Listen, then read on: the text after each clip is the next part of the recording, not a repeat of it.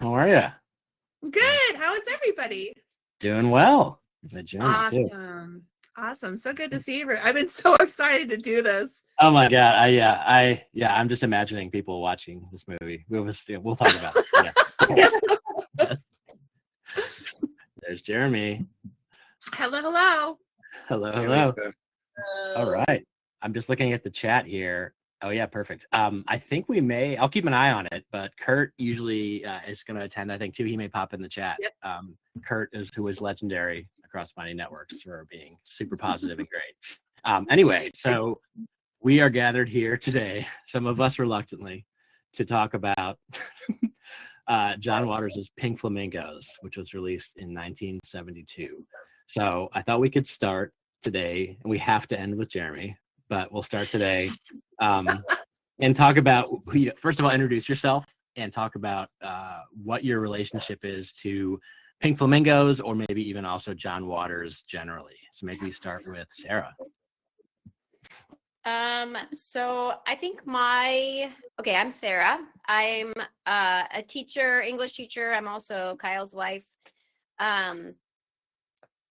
I think my first introduction to John Waters was probably Hairspray. For some reason, my sister and I were obsessed with that movie, and we would rent it all the time. Like, you know how you had your favorites that you would rent? Like, you just keep renting those. Like, I remember us renting it over and over and over again. And like, whenever you'd rent it, you'd always watch it the next day too. So it was like, you do like the Friday night watch, and then you do like the Saturday morning watch. And then like, it was due back Saturday night or Sunday morning or whatever. But so that was probably my first introduction to John Waters. And then I remember Kyle and I, when we first got married, I feel like we went and watched a whole bunch of John Waters films. And I know this was one of them. And there were a few others that we watched. I can't remember them all, but I feel like I must have been drunk or asleep the first time we watched this, because I feel like I would have really remembered certain scenes that I was like, I don't remember this. Like, I definitely remembered some things about it, but there were certain scenes I'm pretty sure I must have, like, because I feel like it was like we were in that early 20s era where you like have a bunch of beers and you're like, let's watch this, so I probably fell asleep on the couch the first time, because I definitely did not remember some of the scenes that I thought were really disturbing, and that I was like, I would have remembered, like that would have haunted my dreams. So Awesome. How about Lisa?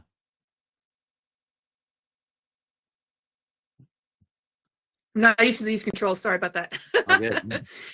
My name is Lisa, and I work as a marketing professional in the health and wellness sector, but I am a recovering film school graduate. So so I was kind of exposed to a lot of things like this in my college years. I grew up in Kansas, so not much more than that, Then I went to film school, which is, people are pulling out some pretty wild things. And I was not introduced to John Waters until I saw Crybaby, which I think, was that before or after Hairspray? I can't quite remember, but I was like, that looks cool. Yeah. I should have looked at that. But I thought it was unusual, because it's more mainstream, but more strange too, with like long bouts of people doing French kissing with their tongues out and stuff like that. And I was like, okay. But overall, I liked it, and I was like, okay. And then I saw Hairspray, and that's a great movie, whether it's a musical or not. I saw the original, obviously not the musical, and I thought it was fantastic. And I knew that he was subversive. I knew that he had done stuff, and I'd heard about Pink Flamingos, and I'd heard about other stuff, and I've never seen Pink Flamingos before, and I just watched it yesterday. Thank you, Internet Archive. Yeah. And it's so funny, because my husband walked in at one time, and he was like, and I'm like, it's okay. It's just on Waters, okay? And he's like, okay, so, there's sometimes you're like, I'm gonna turn this down a little bit, and it's just kind of like, what am I watching here? But I don't know if I enjoyed it, but it was an experience for sure, and I get it. I get John Waters. I really like him a lot. That's it. How about Jackie?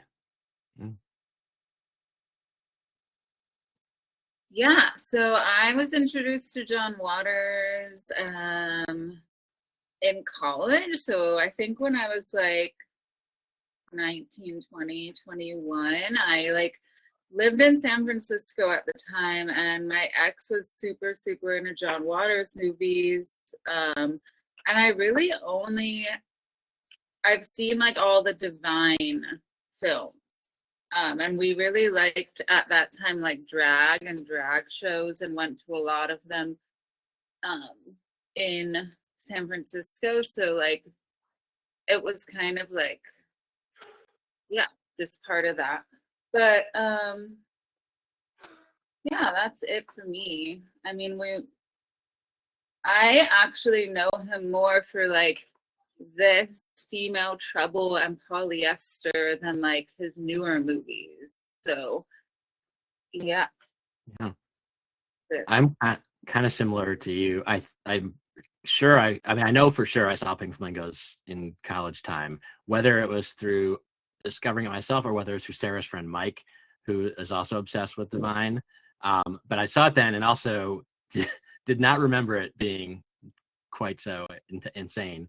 But yeah, I also watched like Hairspray obviously was kind of like a default, but watch some of his later stuff like Pecker, Cecil B. Demented and stuff, which is like more, it's still weird, but much more tame and mainstream.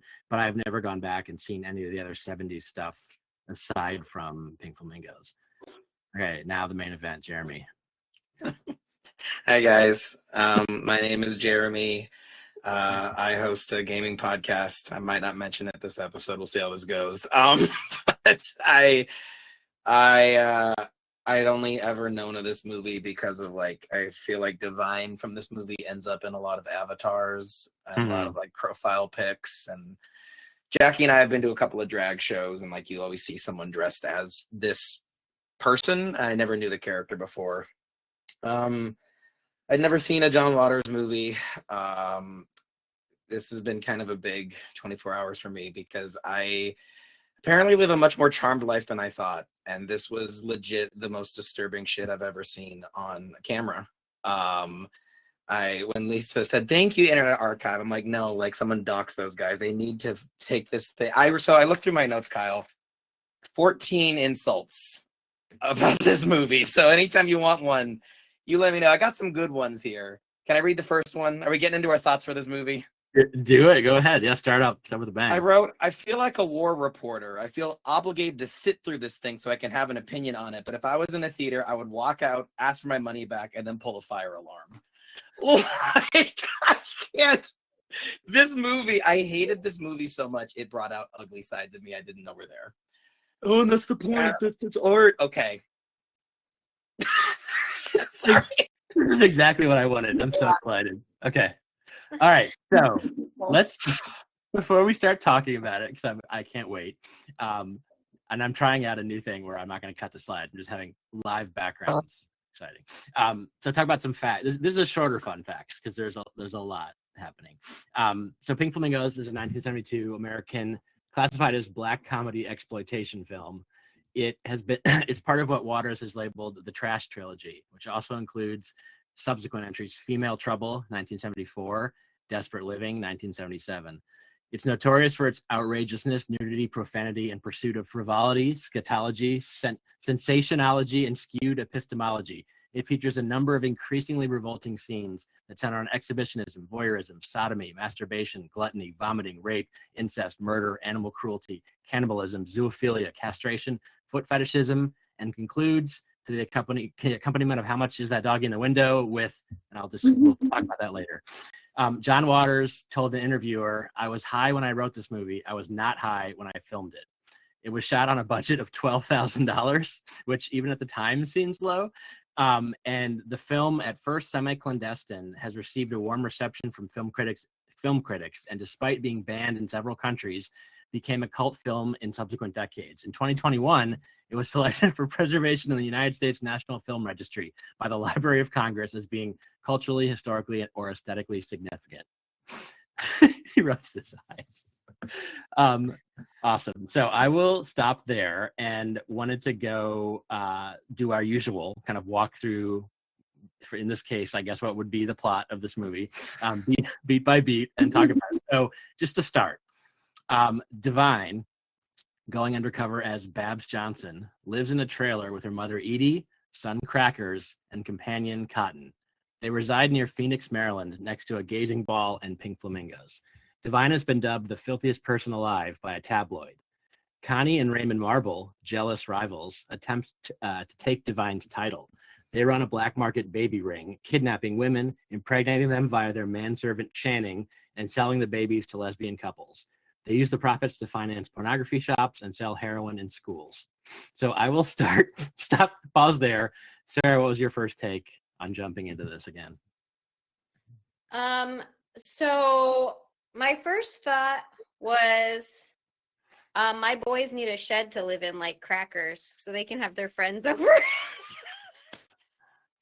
That hit with me, you know, because I live in a small house with 3 boys. Yeah. Like, even Crackers can have his friends over in the shed. I was like, it's her sweet life.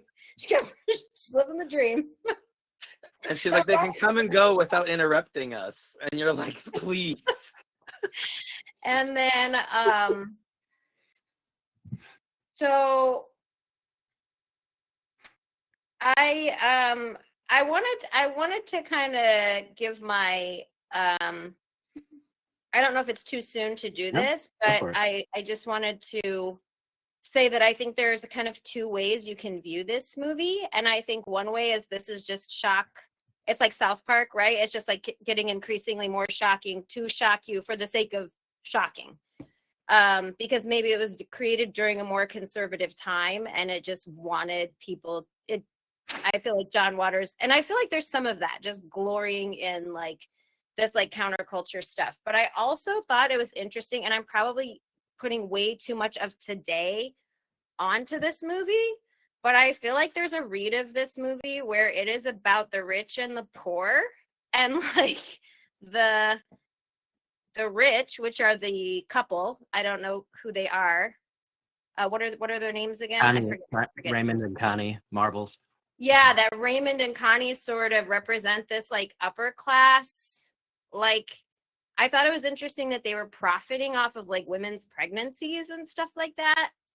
And I at the point when they were keeping the pregnant women in their basement, I was like, Kyle, is this about like the Epsteins of the world? Like the rich bastards who like, you know, profit off of this stuff, but they shame the lower classes for their sexual appetites. And again, I don't know if I'm putting too much of today on it, but I feel like there's this read of the movie where it's like, it's about the upper class shaming the lower class for their appetites while they take everything. They take everything. Like, they even want the title of the most disgusting person. They can't even let her have that. Which I think holds together.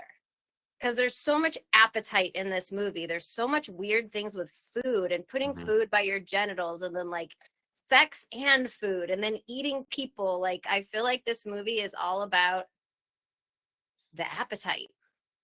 So I maybe it's too soon to get into all of that, but like I was just struck by that. How about Jackie? What's your take? Yeah. I actually had some like similar thoughts to Sarah as I was watching it, of like how much it was like a commentary on like polite society and the upper class. But, and how there's like an alternate version of this movie that I think could be successful and sort of like using people that subvert like gender norms as like these like, I don't know, like upper class like commentary on like what we deem polite or civilized, because the upper class actually doesn't, deep down their actions aren't polite or civilized, but yet like we think they are just because of how they like appear. And there is like, I felt like the movie like almost did that, and like it could have been really interesting, but I think just like, I agree with Sarah, there's like those 2 reads, but immediately I felt like, oh, this feels like this is for very young people that just learn what it means to be like rebellious, and they just learn what it means to be counterculture, and like they want to just go over the top. Yeah. Yeah, to me, it was interesting, like viewing it in my 30s rather than like in my like angsty youth like era. Yeah. Yep. My quick notes on this were, this is obviously the first of many egg related things throughout this thing, which I thought was pretty topical for 2025, actually, with all the concerns about eggs going away. But I love like the quote, "Tell me some more egg stories, Cotton," which would be a great t-shirt. But then also just, I noted how much John Waters obviously just loves filming Divine walking around to cool music. Like there was so much of this, just generally, which I agree. I mean, she is amazing. And I love the Baltimore accents, which are so over the top and amazing. And this was the first of many, I'll call some more out later, Manson family nods in this movie. So right as she's walking outside the market, there's a free Tex Watson graffitied on the wall for one thing, which I was like, what? And then more comes in later, which we can talk about, which is interesting. And then I was kind of like amazed and just staring at the whole jamming the steak between her legs in the supermarket scene, and then the guy with the hot dog like creepily trying to like, I guess, also jam the hot dog up there. I couldn't really tell what was happening, but I think you're muted, Sarah. Let's see. Oh, I was just saying, yeah, what was that? Like we couldn't figure out what that guy was doing with the hot dogs. Yeah. I thought it was just like, oh, I'm gonna like rape you with it. Yeah, that was my take too. Like this fear of, yeah. How about Lisa? What was your take on that opener? Well, okay, so as someone who worked on many small films when I was much younger than this, I give it kudos. Now, I'm sorry, Jeremy, for anything that I'm going to say. Okay, so you don't have to be. I love that this film was made. First of all, it was made in 16 millimeter, which is what I shot in college. It's not an easy, thing to film, or light. It was released, and third, it was actually welcomed, like as a statement of, they called it a camp spectacle, pitch black satire, and I do agree with it.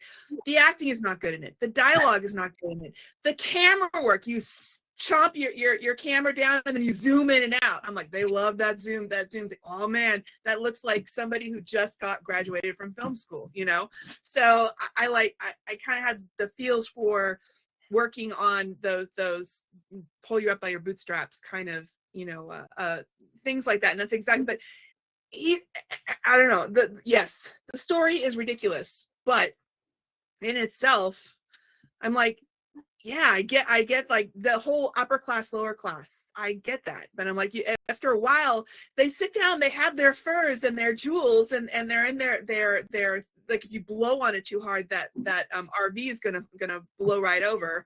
And they're like, I'm going to go out. And like you were talking about, Divine walking in the middle of Baltimore with the American flag flying behind her, and just like in this cocktail dress. And John was saying that when he shot that stuff, it just would be like a documentary. They just like wander around, and she'd hop out of the car and shoot him. And it was like a documentary. The shocked looks of people were obviously real, So I think so after I watched this, I was chatting with my husband, and I said, this movie was crazy. It covered everything taboo, which is another reason why I actually do admire it.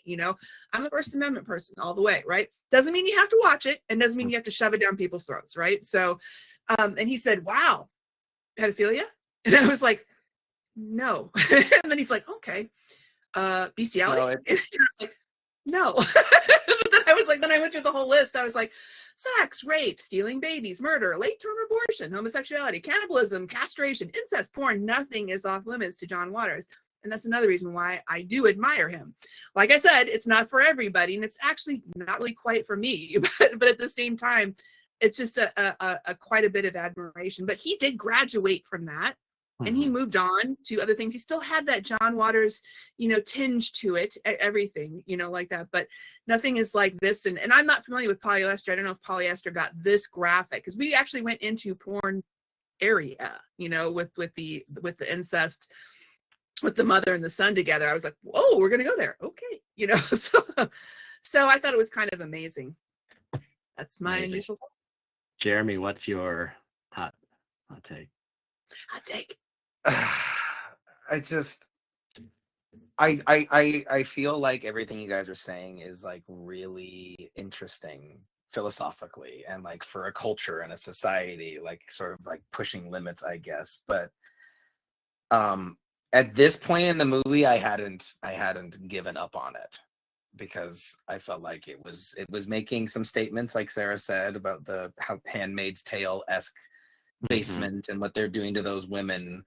But I feel like very quickly after the beginning, this movie goes to a place that I cannot follow it. And I don't know that, I guess it's not my place to decide what people should or shouldn't do. Right. But I would say I just kind of let's go on to the next scene, because all right, which I guess we could say, like, it's you can't attack this movie for being a bad movie, like the shouting, the acting, the zooms, like Lisa said, that's all part of it, so far at this point in the film, Jeremy's you haven't rage quit yet. I haven't flipped off the TV. I haven't almost vomited. I haven't walked out of the room because my body made me. Younger Jeremy. Can I respond to something Jackie said in the chat real quick? Yeah. I like what Jackie said about adoption in the chat. She said she liked how it questions our morality with adoption. I thought that was really interesting too, and I thought that it was interesting they were giving the baby to like a rich gay couple. Because I thought that was like, again, it's like the split in this movie is not necessarily gay versus straight or sexual deviant versus like normie or whatever. The split is upper class, lower class. And like, it's saying like, we're all deviants, but the upper class hides it better and they profit more from it. And like, I feel like that holds together. And again, I don't know, am I putting too much on that? Of like, that's like my 2025 interpretation. Like, am I giving, like, is it just John Waters putting the most disgusting things like and just being like, this is hilarious? Like, I don't know, right? But I feel like that interpretation holds together, I don't think like we're imagining it. I think like he really did want us to like analyze, like, is there like a coherent sense of morality in our culture? Like, okay, you think like adoption is so moral, but then if you look underneath, like, it's not all the time. And like, we like stereotype like, oh, like this upper class lesbian couple, they might, we kind of like stereotype these different areas of society as more moral, but like, I think he's exposing like, there is no real sense of morality anymore. And I think like that holds true now, like even more. And I think he was actually like ahead of his time in that way. But yeah. That's interesting. I do have one fun note from the beginning of the movie, is that Kyle warned me how this movie ends. To be clear, he told me what happens at the end, but he didn't tell me where in the movie it happens. Yeah. And I've been sitting in dread of this scene for over a week, knowing it was coming, knowing that the day to finally watch was going to be here. And 5 minutes into the movie, Ms. Marbles tells the woman applying to be her spy, "You can go eat shit." And I'm like, oh God, this is it. No. And so the movie kept doing that. A turd shows up later in the film. Like, oh, this is it. This isn't it. So that's torture. Yeah. I guess I got to give credit for the build up. Yeah. All right. So moving on. This will be a short description because it's going to stop where we have to talk about it. Raymond earns extra money by exposing himself to women with sausages tied to his penis and stealing their purses. The Marbles send a spy named Cookie to gather information about Divine by dating crackers. Cookie is raped by crackers while crushing a live chicken between them as Cotton watches through a window. So we got to stop there. Sarah, what's your take? Well, that was the most disturbing scene of the film for me. The chicken, I did not remember that. And I would have remembered that because I was like, that was really gross and it disturbed me and made my stomach hurt.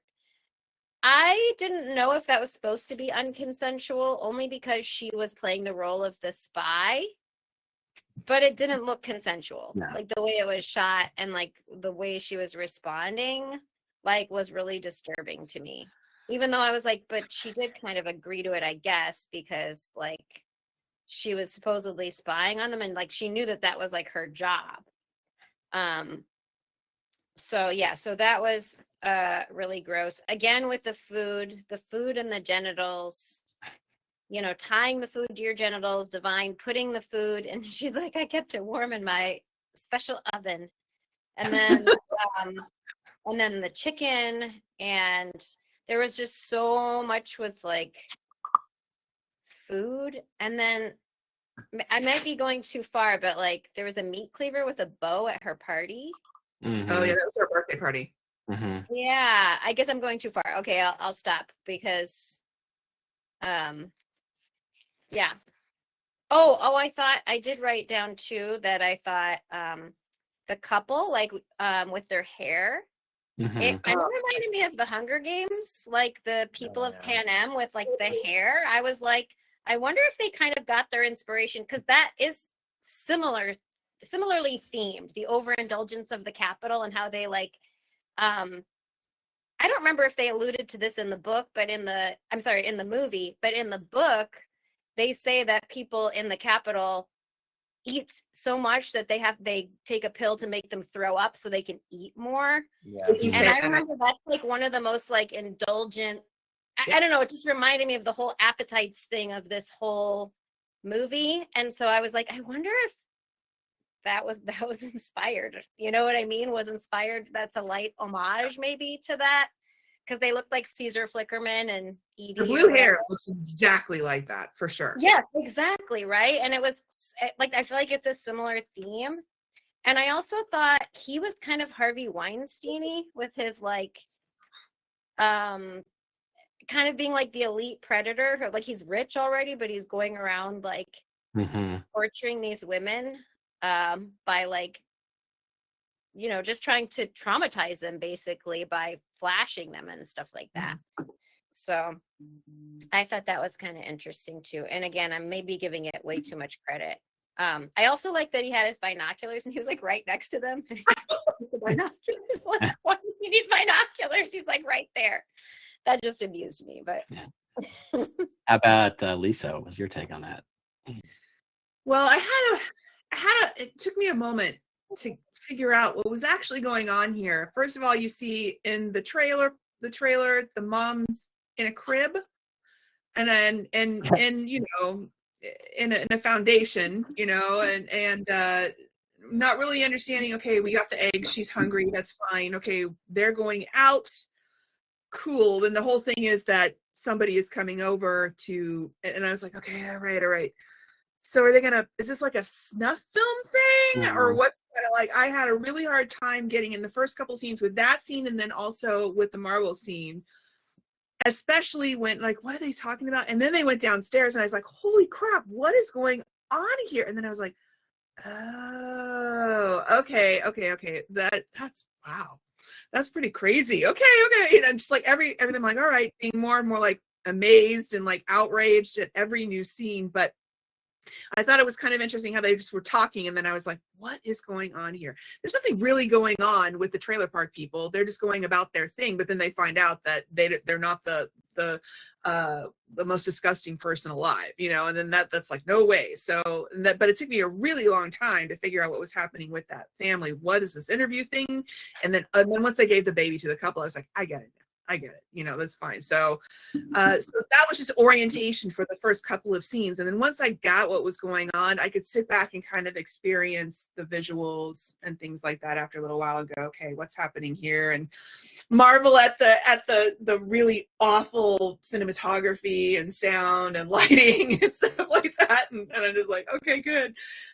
So I was kind of like trying to coast along there after I figured out what was going on. How about Jeremy? What's your take this part?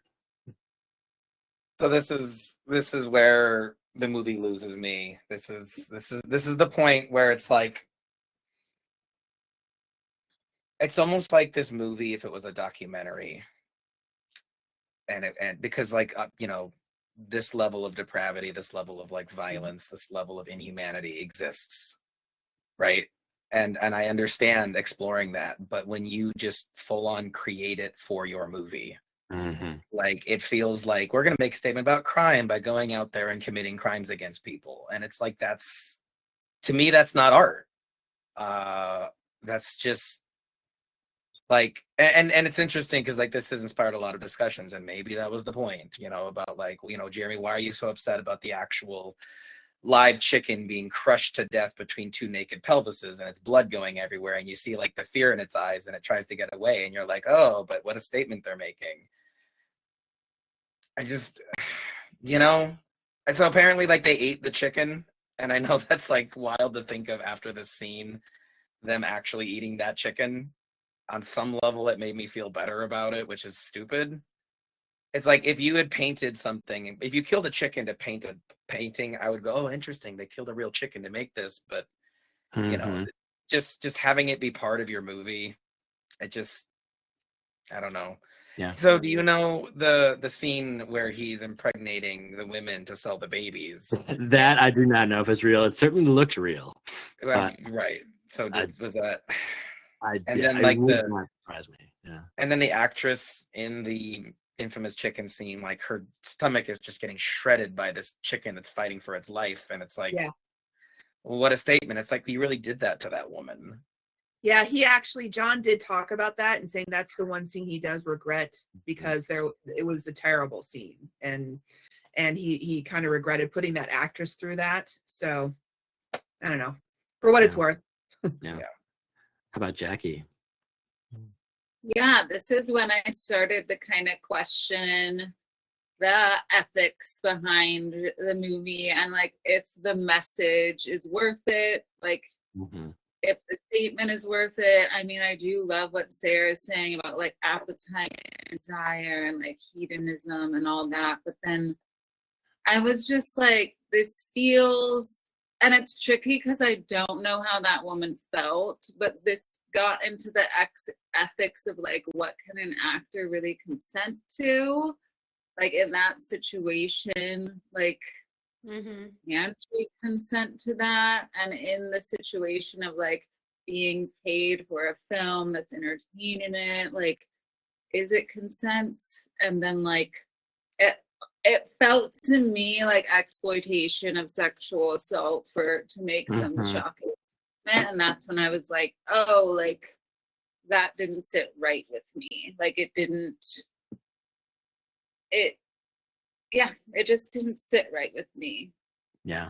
No, same for me. Like definitely is I could see, like, you can't explain like, oh, it was a different time with animal cruelty and even acceptance of rape. Like it was a different time. Not that it's still just as terrible, but I could see where he'd like, oh, I could get away with this. Whereas like you would never even attempt something like this now.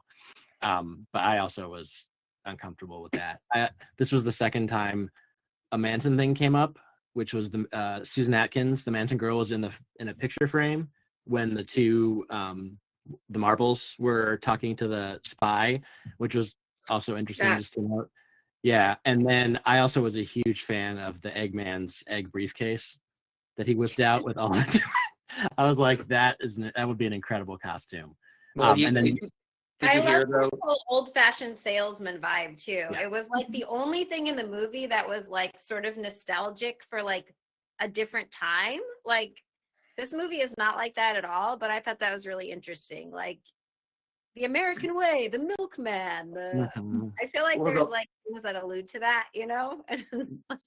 It's Egg. really wild though, because Kyle touched on this earlier, but like seeing the guy with the egg briefcase, and I just read in the news today that eggs are the #1 smuggled item crossing Yeah. the border right now. Yeah, it's crazy. And- yes, because of the price of eggs. Yes, and so it's just like,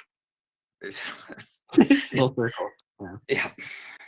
Oh my god. And yeah, I don't know the answer, nor do I want to know the answer to the syringe in the basement. What was I just I'll just pretend that it was fake, but I doubt it was. I also loved the stupid dialogue between them and the toe sucking sex scene. One of which I wrote down was I love you more than the thought of original sin itself, which was I love you more than your hair color. yeah. Okay, moving to the next one. For Divine's birthday, the Marbles send her a box of human feces with an insulting card. Divine vows to kill whoever has sent it. Meanwhile, Channing mocks the Marbles by wearing Connie's clothes, leading to his firing and confinement. The Eggman proposes to Edie, and she accepts.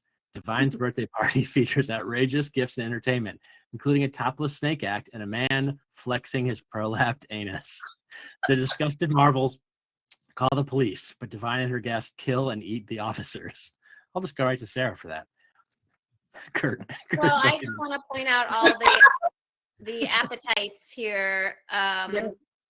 Again, there was a scene where people were just stuffing their mouths at the buffet table that I wrote down because they were just stuffing themselves. There was a pig head. Like somebody gave her a pig head. Yeah, her gifts were barf, Mhm. a meat cleaver, and a pig's head. Those are the three That's gifts the we stuff saw they were her smelling? open. Was that smelling that? salt? The smelling thing? They were Oh, smelling. Oh, yeah, and there was like a drug. Kyle said he thought it was like a drug or something. Yeah, it's a 70s thing. 70s. Yeah. But I did think too, that whole scene, I feel like Taylor Swift totally ripped that off for her video, her being too loud, right? I've always thought that was a John Waters homage, but I couldn't remember exactly why I thought that was a homage to John Waters. And I was like, oh, this is the movie. This is the reason I thought she was doing John Waters for her Being Too Loud video. Because it was like this pink trailer park and all the color and all the people like dancing. I mean, it was a very Disney-fied version of it, but I feel like I saw her whole video laid out in this Oh, party. I also wrote, and I don't know which scene made me think of it, but it was right around here. I wrote, the upper class can't stand to see the lower class indulge. Reminds me of Dave Ramsey and avocado toast.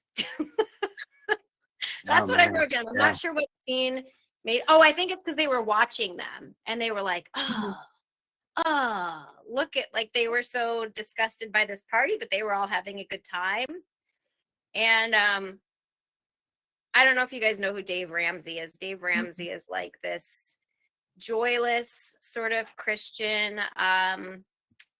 What would you call him, Kyle? A financial I would say like guru? financial advisor or guru. Yeah. Yeah, he makes his Yeah. money by basically telling people to like save all their money and like basically like shames them if they can't like get out of debt in a a certain time frame or whatever. It's very like I mean, it works for some people, right? I mean, he does have some good advice, like don't go into a bunch of credit card debt, right? But it's like a lot of it is just very like eat rice until you're out of credit card debt. Like never go out to dinner, never buy a coffee, never like live like the most pared down lifestyle you possibly can until you can like pay off your debt. So anyway, something about this scene reminded me of that. So About Lisa.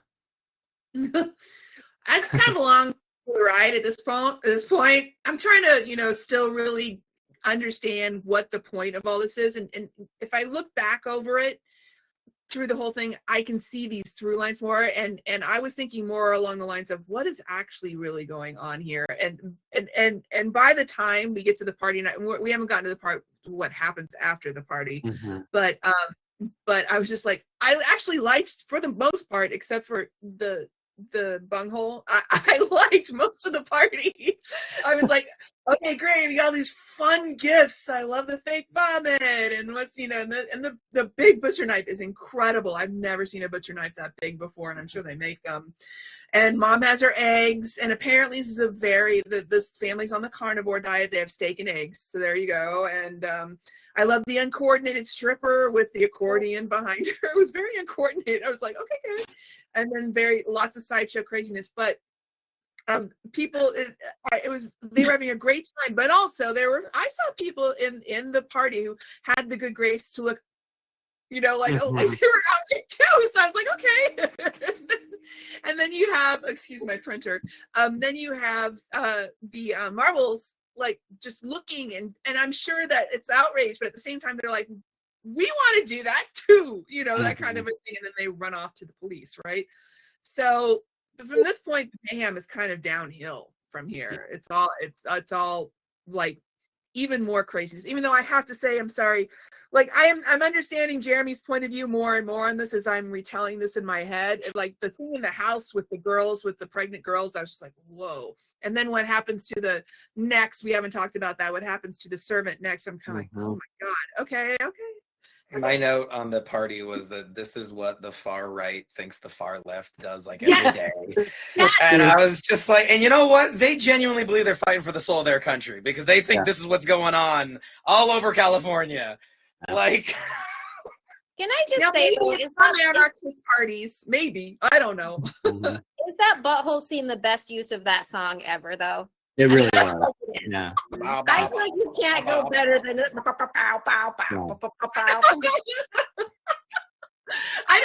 was thinking, oh my God, it's like Girl Can't Help It. There's some very popular songs. Yeah. How did he get clearance to use I was looking when I was looking this up, he just straight up didn't get any clearance. And then it took him 20 years, right? 20 years to get clearance for the re-releases, but he just put them in. I'm just like, oh my God. Yeah. So I was still along for the ride, but kind of also now that I'm thinking about it, going, oh, wow. Oh, that's hilarious because these like legit musicians, someone walked up to them, dude, your song is in Pink Flamingos. What? Exactly. Freaking poop eating? What? Like. Also, how do you retroactively clear that too? Like, by the way, so yeah, is it cool? Yeah. Okay. Anything else? Like, hey, baby. I wanted to talk about one scene I really liked, which was when the butler like dressed as the woman, Ms. Marbles. It's the woman. Yeah, that really supported Sarah's whole like thought process of class and almost how like he's like mimicking his boss. I thought, and then like talking like her in the mirror. That was one scene. Like, okay, like something's happening here. Like this feels meaningful and interesting to me. Where like he like desires to be like her because it's like what he's not, and I thought that was interesting. And like I loved the Taylor Swift comparison because that video features like all of the Queer Eye cast. Mm-hmm. Yeah, and there's this, like element of gay culture, and I feel like John Waters did start this whole like let's make it Americana but like blend it with gay culture. Yes. Yeah. And I think that's like really cool that she like continued that actually. Yes, it's in this like super like tame way, but like she still did it, and it still does like subvert what we think of as Americana in a certain way. Right. Yeah. Did you have anything else, Jeremy, you wanted to add, or are you tapped out on this part? No, I'm getting really mad because you guys are making me like hate the movie. He ends up giving it a 10. I just feel like I survived this movie, and so like, I sort of like feeling beaten up by this movie. And I'm not even being that, like Jackie can tell you, like I've been on the verge of vomit. I've been hitting myself in the head because images would flash from this film, and like, haha, funny, but like, it's really sucked. And I have never been the person to like click on a video that I'm told is going to be really fucked up. We actually talked about this. I don't know if you guys remember, but it was like 20 years ago. There was this big moment where like terrorist cell decapitated a guy, and it was like on national television, and there was this whole discussion of like, did you watch? And like, I didn't watch, you know. No. So because I feel like I was like almost a victim of John Waters, I don't want to give him any like, credit. I don't want to give this movie any credit because it really has been rough on me. But I wonder if you're like his key audience. Like, yeah, he like wants, like, did he want people like you who haven't been exposed to stuff like this to be exposed? Why? What's the benefit? Because like these things exist. But he made them happen for the movie. But it does make you think about the First Amendment, kind of like Lisa was saying. It's like, I think that it forces you to question, like, the value in things like pornography, or, right? It's like, what is the line? Mhm. Like, what do we tolerate? I don't know. Well, we know what the line is for Jeremy. You know, and believe me, I don't want to see that movie again. I don't need to, right? But I agree, he has every right to film all of that and distribute it. Nobody has to watch it, you know, but John Waters is a big fan of lots of naysayers of his and people who want to get his stuff banned, and people like, there was a Maryland board of censorship, and he was like, I love that woman because she like put my movie out there complaining about it and getting me. He's like, I remember paying the fee for when I had to cut the cunnilingus from Female Troubles, you know, and so he loved the naysayers, you know. So I mean, but I do feel you, Jeremy. Yeah, Jackie's quote is great here too. What's the extent to which we accept desire and why?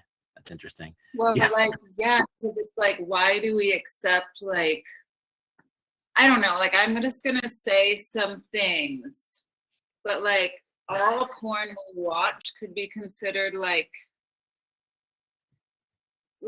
why is some porn and some sex considered acceptable and some not? And like, I feel like a lot of the porn we accept would be considered like non-consensual.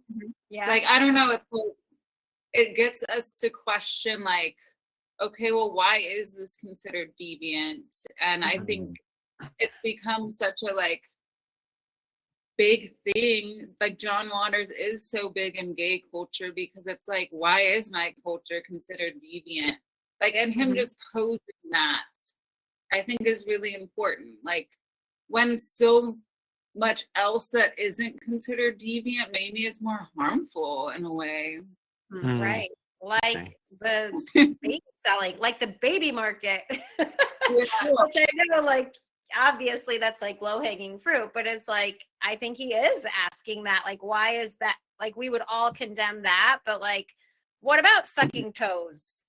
What about, you know what I mean? Like, all these other things. So I just feel like the reason why this maybe is hitting strangely for me is that like every day the First Amendment is called into question in much, like, you can't hang that banner that says everyone is welcome. And it's like, and this movie is like, I should be able to suck shit off a toe while I'm bouncing it on my boobs and deal with it, people. And it's just like, and it's just like, sorry, Kyle, do not turn that into a TikTok. And there's our episode promo. If you're my student, you do not have my permission. You've been spying on a private conversation. I don't know, man. It's weird. It's weird to watch this movie today, and that's all I'll say for now. Yeah. My only notes for this were mostly just appreciation of some of the weird stuff, like a lot, like lines like, that's just egg paranoia about losing access to eggs, or when he was being confronted, the servant, about dressing up as the people and saying their words. They go, those are words that were guarded by the holy seal of matrimony, which was amazing. Obviously, flexing his butthole to serve her bird was incredible. And I also loved the just engaged wheelbarrow that they put Edie in, with a wheelbarrow instead of a car, which is really something. Okay, so we're getting close to the end here, and what an end it is. So Divine and Crackers break into the Marbles' house, where they engage in, we'll just leave it at that. Well, they engage in sexual activities. The free... No, wait, hold on. I'm licking everything in the entire house, yes. Yeah. I was gonna say, can we please talk about licking everything? Because again, it's this greed obsession. Like, literally putting their mouth on everything. I feel like was significant. Everything that's theirs, right? Yeah, Yep. yeah. Yes, Oh, and they mine- there was I a looked at- line where they went into the dining room, and she goes, "The dining room. This is where they eat That's crackers." right. And I was like, Yeah. "Oh my god, this movie's obsessed with food, Yeah. like food and sex, desire." Like the word desire, I think, Jackie, is Want. perfect. So you put this Lots movie's of obsessed want. with desire, Yeah. appetite. They then free 2 captive pregnant women and allow them to deal with Channing, who is subsequently emasculated. The marbles burn down Divine's trailer. When they return home, they find their furniture rejecting them and Channing dead from blood loss. So I will cut to, how about Jackie to start this one? Okay, why did this spit gross me out more than like other parts of this movie? And the other thing, yeah. Yeah. No, it was weird. I was like actually way more grossed out by all the spit and saliva, which I thought was very interesting that like that is what got me. Mhm. But what else?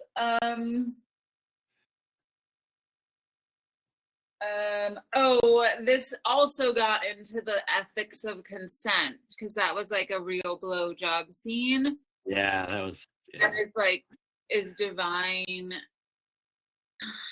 I don't know. I'm curious what you guys think about that because, like, I was questioning again how much can an actor like consent to on both ways of like receiving and giving when it's not like a porn, like. Mhm. But I like, did they sign up for that? Like, and it was like, I don't know. That's my thoughts. Kurt destroying the set. Wow. Support the real ones. Yes, All real blowjob. Nice thousand garters, Kurt. Oh my God. How about Sarah? What was your take? Well, I did think the blowjob scene was interesting because he did look kind of uncomfortable, and it didn't even look like he was aroused. So I was like, That's "Oh." what it Jeremy made me was uncomfortable. saying too. He was commenting on how all the dicks in this were flaccid. Plastic. And how Yeah. that made it even more like, oh, like they don't like this. But Yeah, Yes, I and- agree. But I want to talk a little bit about Channing because I think he's such an interesting character too. Like Mm, he's almost like Renfield coded, like Dracula's assistant, you Mhm. know, who like creeps around and like he kind of reminded me of that. But I thought it was very interesting how he was like part of this system because he wanted to be like Jackie was saying, like part of the upper class and he was mimicking it, but yet he actually hurt real people. So it's like I had this empathy for Channing, but at the same time, like he was doing really messed up things. But then I thought it was so interesting this scene in the basement with the girls and like there were like Channing's level of complicity is actually negotiated in this weird scene in the basement where they're like, they said to the girls, like Divine and Crackers, I think, said to the girls, it's up to you. You can even kill him if you want. Like they left it up to the girls, which I don't know. I just thought that was kind of important. I'm not sure why it made me like the movie more, but it did. As messed up as everything I was seeing, like I just liked that moment of giving this agency to the victim that like you guys get to decide what to do with your rapist. But I also felt this empathy for Channing, because I felt like he was a victim of these rich people too. And it was like his desire to be rich. But again, it fits with the whole theme of like desire and what do we desire? And like, I don't know, like, again, I could be putting way too much of today onto this movie.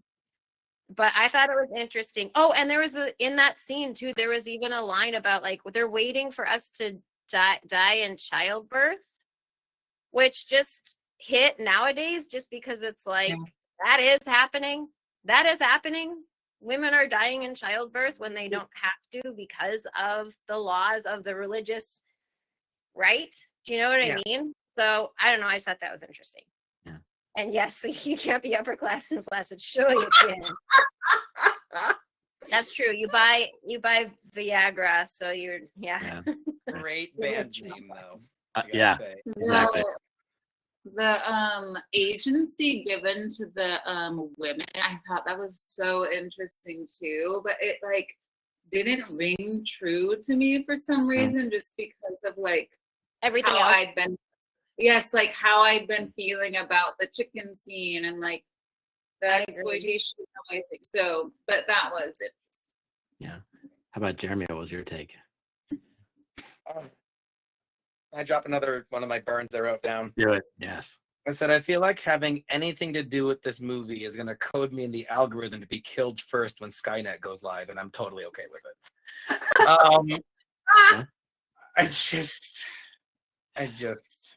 I don't know, man. About. I just, throughout this whole thing, I think it bears repeating that every line is being screamed. Every camera angle is just this horrific zoom. Mm-hmm. It's just such a bummer to experience. And again, you guys kind of touched on it, but it's like, well, I feel like people, animals really got hurt making this. So it's like, are you making a statement or are you just doing it? Mm-hmm. And I guess it's like, well, what are we going to enjoy? Let's test what we find acceptable. I think my next note is about the next part, so I'll let you. Yeah, next part's the ending.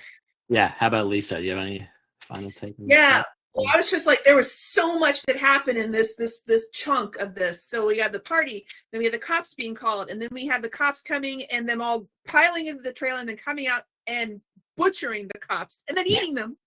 Yeah. And then I was like, okay, we've gone way, way out of the stratosphere here. Yeah. And then it gets even better later on, obviously. But I love John Waters in the voiceover. Is there no shame? And I was just like, oh my God. Like, and I love it, like in the weirdest times the voiceover comes in. I didn't really, there was a disconnect with the voiceover and so, and I heard that it was John Waters, so I was like, Mm-hmm. but then we have another interlude after that where Raymond tries trolling again, right? Oh, right. He runs Yeah. a trans person, like, and who then he gets, he's like, what? That's too much. And I was like, oh, that's too much for you? Okay. You know, but the person was like, yeah, dude, Mhm. you know, and I was like, oh, okay. While Babs and Crackers are looking everything in the house, and then we know what happens next. But what happened, what I thought was like, you're gonna lick every surface in that house. You're not gonna feel so good in about 24 hours. That's what went through my head. Not that the spit was all in their house, and that it was like, you're probably gonna be very sick in about 24 hours. They probably were. Yeah, they probably did it for real. So yeah, it's of like, course, you know. So yeah, we're really like way out of in the stratosphere at this point, and then we get taken one to the step final. further. All right. Yeah, I was like too stunned by this whole point. My entire only note was when the trailer was burning and Divine goes, "My gorgeous hideaway." I thought was I incredible. know. That fire was amazing. That was like crazy. Oh yeah, I'm he sure spent there's like a no solid budget 5 for minutes that. at least just showing. He spent the money burning it. He's like, I'm just gonna go ahead and just. Also, That's like, great. he thought it was gonna burn faster. You can tell, because like when they throw the torch in, like he's like filming it, and it's like Yeah, like no. very slowly. They cut. I was like, I think he really wanted it to be like, whoosh, Yeah. and it just didn't. Yep. All right, I here we actually go. wrote down though, like you Yeah, never go ahead. see actual fire in movies anymore. Yeah, No. true. This scene made me realize, like, oh, like most movies have CG fire, and of course they do. Like, Yeah. and I was also like, that brush feels really close. Like, did this movie? Yeah, I was start like, ooh. yeah, did it start a fire that burned down a small neighboring town? Like, how far can the harm of this movie go? Yeah, Like, very possible. All right, let's bring it in for a close to the ending. Divine, Crackers, and Cotton kidnap the marbles and hold a kangaroo court at the burned trailer site. The marbles are convicted of first-degree stupidity and assholism, then executed by being tarred, feathered, and shot. As Divine, Crackers, and Cotton decide to move to Boise, Idaho, Divine eats dog feces from the sidewalk. The narrator, John Waters, declares her not only the filthiest person in the world, but also the filthiest actress in the world. So just start with Jackie. Okay, I really loved the journalist scenes because in a way I thought they were like being very meta and like very aware of like this is when I was like, oh, John Waters knows like, hey, this is an exploitation film and like look at what like he's getting audiences to watch, but then like there is that in that scene of like what are we willing to like watch and consume for entertainment. And what is considered entertainment, like especially because like they're journalists, they're reporting on the news, but like I feel like he's really exposing like what Americans like are willing to consume and why, and like delving into like, I don't know, the psychology behind that. And I liked like when Divine was like, she knew how to like manage the journalists. Like I thought that was really interesting how she like, and I loved when she like stated her political views as like, I don't know, like kill everyone or something, like just really exposing, I think at the time, especially the like hypocrisy of like politics and like the sort of like absurdity of it and the lack of meaning in it, especially like I think in conservatism. Yeah, that's it. Nice. How about Lisa? All right. So, oh, and I forgot. I was laughing so hard I forgot to mention that the couch rejected you. I was like, oh my god, that was so funny. Anyway, that was probably sincerely the funniest part in the movie for me. Mhm.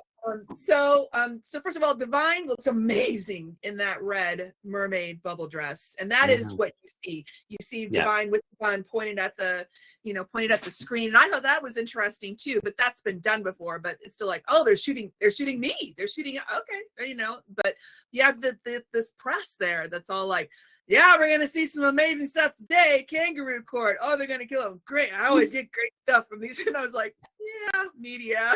Okay, and they even tarred and feather them. They found them guilty of 10 counts of first-degree stupidity.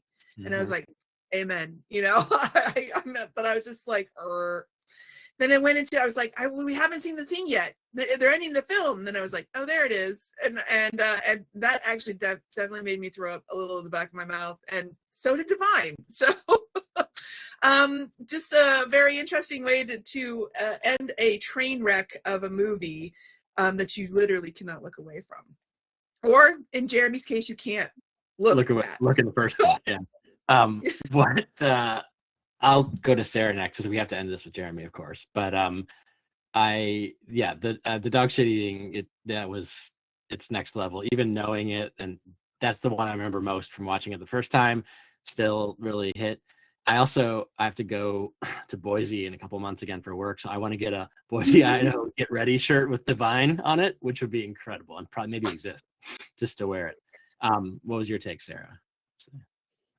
Well, I, like Jackie, loved the tabloid journos because I feel like when they walked away, they even said something about like questioning whether they should print it. Like I feel like there was a line about like, oh, that's pretty gross. Like I don't know if we should print. They were like, oh yeah, but like we should print it. Like, or there was something like that, and I thought it was like very clever because it was like Jackie said, it was kind of meta, and it was also like, hey, like Americans love to read this shit in the tabloids. Maybe they don't want to look at it and actually like see it, but like they want to read about it. They want all the grisly details, they want all that.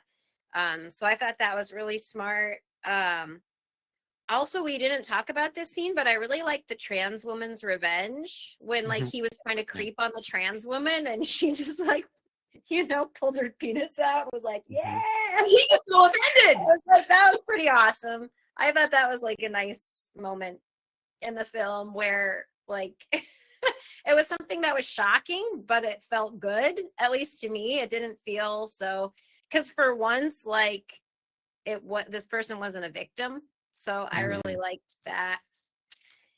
And I thought it was interesting that they went to Boise, Idaho, because I thought that was speaking to like, oh, we're coming to your town, America. Right. Like Americana. We're not just in New York City, we're coming to Boise, Idaho. So I thought that was really Which is interesting too, because I think we talked about it in maybe one of the other episodes, but David Lynch spent a lot of time in Boise, Idaho growing up too. So it's like another like subverting Americana type thing with Boise, Idaho being the center.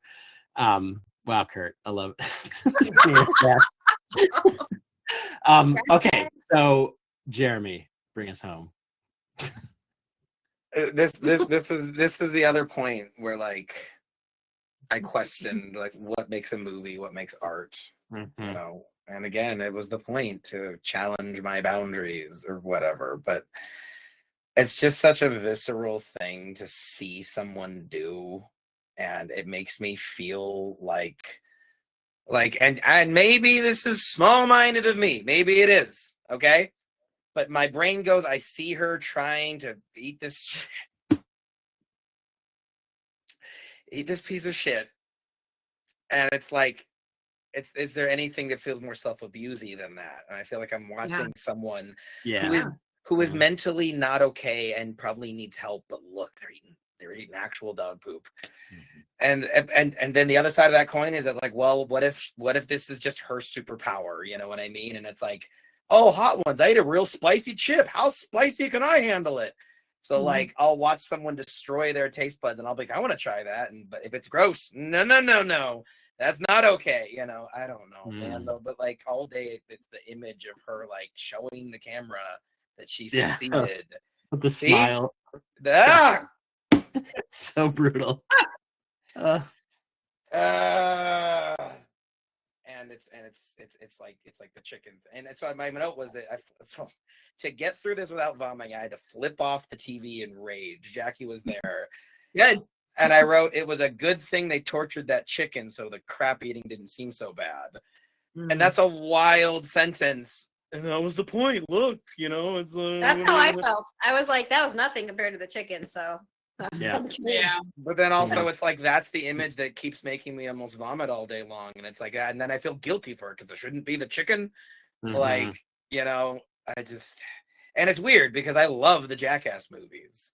Right. So it's like, and that's them torturing themselves. And there's one of my favorite stunts. They attach giant bungee cords to a porta potty, and poor Steve-O gets launched around. I'm sure he got feces in his mouth, but one of my favorite films. Divine just does it, and like, you know, I want to burn the whole town down. Like, I'm the problem. I get it. I'm the problem, but that's why I don't like this movie. I didn't want to be the problem. Sorry. Do you guys know, like, I know, like, Divine and John Waters were friends, right? Like, how much of this, like, did Divine know about? How much was she, like, actually, like, yes, I'm gonna do this? Like, I want to know how she felt about it. The parts that I looked up, and I don't know all the details, were that they fed the dog, like, steak for 3 days to make the consistency more palatable. So I would assume at that point she knew what was coming. But yeah. I didn't hear that one. Wow. Yeah. We know she gagged a little. You saw her, you know, she like couldn't quite get it down, but you know, no, Jeremy's just like tortured. He can't wait for this to be over. Well, okay, we're almost done. This might, we maybe know Jeremy's pick right off the bat, but best and worst parts of this movie for all of you. We'll start with Sarah. I think maybe the best parts were just Divine. Divine has so much charisma. Like, she's just magnetic to watch. I just love watch. It's not like she's a great actress, but she has the X factor. You just want to like hear more about her and like hear her talk. And I don't know what it is. I just think she's an amazing performer. And so I would just say her looks, her walk, her everything. I think she was the best part of the movie. And worst part, chicken scene. How about Jackie? Yeah. So it's actually weird because, like, the worst part, like I said, the spit scene really got me, and also the chicken scene was really, those were the worst parts. And I do agree with Sarah of like the best parts are Divine, like, and I really, really liked the ending of the court scene. Like, I love just like the imagery of that, of this like drag queen who breaks all sorts of like norms of what polite society is, like acting as this like lawyer so confidently and like determining like the law, like as if that means anything, but like and yeah, just that imagery was very like iconic to me. Nice. How about Jeremy? Yeah, I guess I guess the chicken scene is probably the worst, but like the whole movie just had this sense that I was watching something that was genuinely hurting people and things. And it's just I guess that scene, seeing the fear in the chicken's eyes when he grabs it and pulls it back in, and it's like, I don't know. And Jackie's talking about how she watched like slaughterhouse videos when she was like a teenager, and it shows that like those chickens have it way worse, you know. And I don't want to see it, but I just feel like. Say again, babe. Oh, I was just saying, yeah, like I feel like it's really interesting though, like the slaughterhouse videos, like that is how chickens are treated, and we allow that. So again, it gets into like, okay, why do we accept one thing and not the other? Just because one is like what is viewed as like, oh, in this movie it's entertainment, but then one we enable every day. So like Kyle was making fun of me because he said like the reality shows I watch are not good, but I said 90 Day Fiance is good as well as Before the 90 Days. And I was like, it's like when Cheety's sister bought that chicken, and Renee was like, we can't eat chickens. And Cheety's sister was like, well, don't you eat chicken? Yeah. And she goes, how are you going to eat a chicken if you can't kill a chicken? So I just want to say that I feel like the philosophy of Before the 90 Days is like solid, asks deep existential questions. And I guess oh yeah, go ahead, Jerry. Oh, my best part I wrote down was I said, this was my notes from last night. The press conference is the closest thing this movie comes to having a point, but I refuse to give it any credit because that would be Stockholm Syndrome. So. Lisa, what's your best and worst? Well, okay, so I really thought, I mean, the two moments where I was the most, besides the very end where I gagged myself, I laughed out loud so hard when the couch started rejecting, the chair started rejecting. I was like, that's fucking funny as hell. Oh my God. And the one part that like stood out, like I was like, ugh, I was like assaulted. Now, I know you guys were on the chicken thing, but sincerely, that basement in the beginning with the baby laying on the ground and the woman who's pregnant and then the dead body, I was like, ooh, what the hell is going on here? I don't know. And it was really dirty. I was like, obviously a demolition basement, you know, and I was just like, and there's this pristine white baby, calmest baby I've ever seen in a very like weird situation, you know. So that, to me, that was the worst. That very first moment, I was just like hit in the face with that, and I'm like, oh my God, what the heck? And I didn't know what was going on either, so I figured it out after a minute. But that was the place for me. I liked the reverse indecent exposure from the trans woman as one of my best, as well as the toe sucking scene and the dumb dialogue there. I enjoyed, and then for some reason. I mean, obviously the end scene is horrible, but the incest BJ also wrecked me a little bit. That would I would from my that was you know. Okay, cool. So let me just I know Jeremy's got to run pretty quick. I'm almost done here with a couple of interesting quotes for some more context setting, and then we'll get the big event, which is the rating. So some quotes that I found. I'll change my background while we're here. So this is interesting. This also kind of ties to what some of the stuff Jeremy was saying. Roger Ebert said he would not give any star rating to Pink Flamingos because stars simply don't seem to not apply. It should be considered not as a film, but as a fact, or perhaps as an object. The film was initially banned in Switzerland and Australia, as well as in some provinces of Canada and Norway. Like the underground films from which Waters drew inspiration, which provided a source of community for pre-Stonewall queer people, the film has been widely celebrated by many in the LGBTQ community.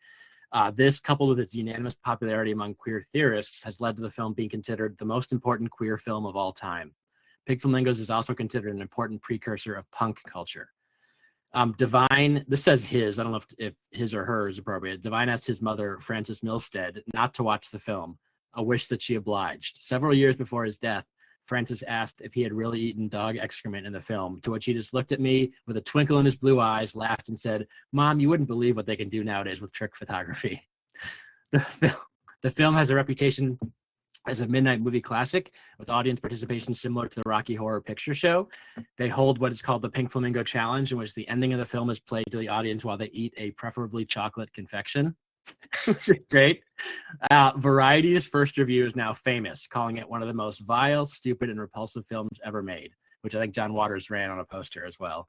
And then this is to drive home the Manson connection too. You'll notice the film is dedicated at the beginning to Sadie, Katie, and Les. Waters has confirmed these are Susan Sadie Atkins, Patricia Katie Krenwinkel, and Leslie Van Houten of the Manson family. There are Manson references aplenty within Pink Flamingos. It's worth mentioning Waters now seems rather ashamed of these references, as he later befriended one of the Manson family, Leslie Van Houten, and campaigned for her parole to be granted. This happened on July 11th, 2023, when she was the first of the Manson family to be freed, which is interesting.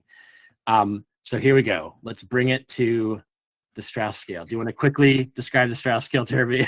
I can't wait to hear your I've toyed with breaking the Strauss scale while we're doing this, but so yeah, out of 10, if you don't regret watching it, it starts at a 5. Follow your heart from there.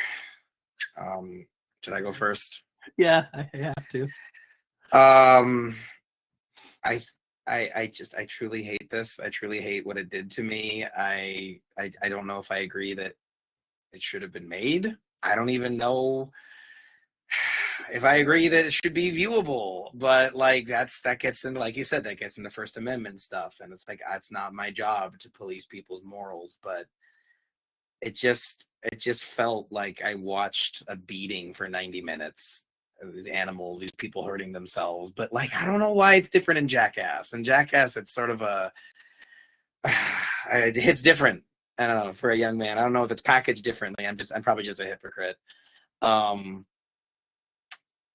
then my last thought about that I get to say was like, it's really important to the queer community. And who am I to say that it shouldn't be, right? Yeah, maybe, babe. Maybe it's because of straight men. I don't know.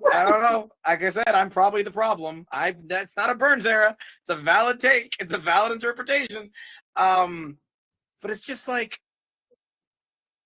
every character in this thing is so repulsive and awful. So for it to be such a thing of like queer culture, I was like, that's not what being gay is. But maybe it's symbolically important in a way that I'm missing. Probably, I don't know. But so anyway, my final rating: this movie is not interesting unless it offends somebody. It's noteworthy because it shocks people and upsets people. I'm happy to be that rube, but I'm gonna stick with my score. It was originally going to be a -1. I was going to break the Strauss scale. I will now soften that to a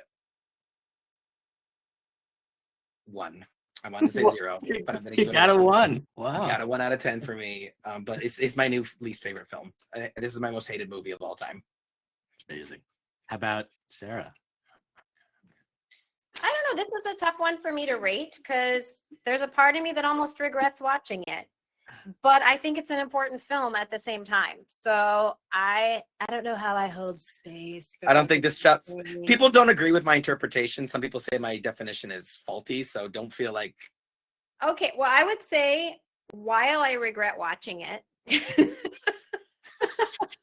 I think it's an important movie because I think it does make you question things. I think it was like, coming from like the free speech angle, like Lisa was talking about. And I think just even what Jackie was saying about it does make you question, well, why are these things disgusting? Or like, what do we think is disgusting? Or is there anything that we can agree on as a culture? I actually hate Jackass. Like, but I find no pleasure in watching that. I hate pranks. I don't think pranks are funny. I think they're mean. I just generally, every now and then, I think there's one that I think is kind of funny, but most of the time, I don't think they're funny. Yeah, I just don't like watching people get hurt, though, even if it's self-inflicted, But I'm gonna have to go with maybe a 6 or a 7. How about Lisa? I think you're muted. Let's see. Maybe. I was gonna say high praise, very high praise. So you said that one, the Variety quote. I had this one of the sickest American movies ever made, and also the funniest. That's Fran Lebowitz.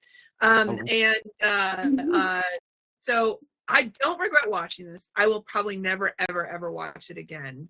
I don't need to, right? But I just feel like as as you were saying before, it is I think it's an important film in history. And as somebody who was an amateur filmmaker at one point, I understand how that goes. And also I am an ally to the LGBTQIA, community. And that's the statement that he wanted to put out there, and also go, you can laugh at it. It's fucking funny. Okay. And it's ridiculous, and it's completely ridiculous. And on the poster, it says an exercise in bad taste, So, and I'm like, yeah, okay, good. So I give it a 5 because I don't regret seeing it, but I will never see it again. And it's there, and it's there for anybody who wants to watch it. So there you go. How about Jackie? Yeah, this is really hard for me to rate because I just wish I knew more about how the people in the movie felt. And I don't want to project my feelings onto them. So it's kind of like tricky because like I had my feelings of what I saw, and like it looked like sexual assault to me. And like it wasn't consensual, but I don't know that. And then like, how do I rate something where it's like there's elements of it where I think like, yeah, it's important and interesting, and then there's elements of it where I'm like, oh, like, is that like ethical? So it's really hard for me to rate, but I'm gonna give it a 5. Nice. I think I'm like probably a line between Sarah and Lisa, or around there, where I would say I definitely think it's iconic and important in a number of ways. Definitely not something I would want to watch all the time, but I would totally watch it again. Absolutely. And I just think the idea of someone eating dog shit live on camera is so iconic in a horrible way that I'm going to give it a 7. So yeah, that's where I am. So with that, Jeremy's going to be like, you can't find me anywhere, don't ever talk to me again. But where can we find you guys online if we want to find you? I'll start with Jackie. I write poetry on Instagram. It's at Jacqueline Francis, JACLIN Francis with an E. Awesome. How about Sarah? I don't really have anything to promote. I'm on Blue Sky. I think I'm at Hagfish. Yeah. You got it. Also, I do want to say, if you like themes of like subversion of American values, you like my writing. Yes. You should write a poem about this, babe. Yeah. About my husband fighting back vomit for 3 days. Jeremy, anything you want to talk about? Yes.